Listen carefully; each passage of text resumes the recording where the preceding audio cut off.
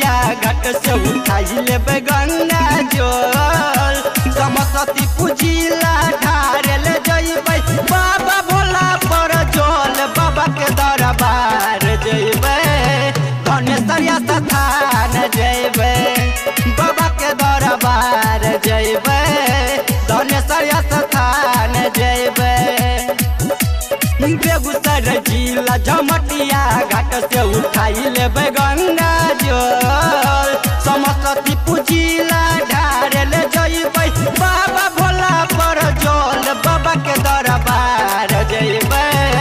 धनेश्वरिया स्थान जइबै बाबा के दरबार जइबै धनेश्वरिया स्थान जइबै bum bum bum bum bum bum bum bum bum bum bum bum bum bum bum bum bum bum bum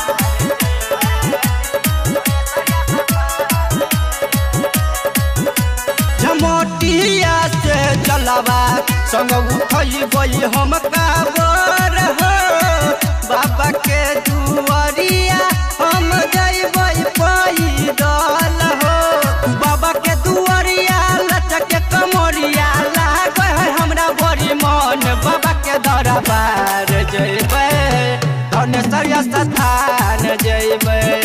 बाबा के दरबार जइबै धनेश्वरिया स्थान जइबै बम बम बम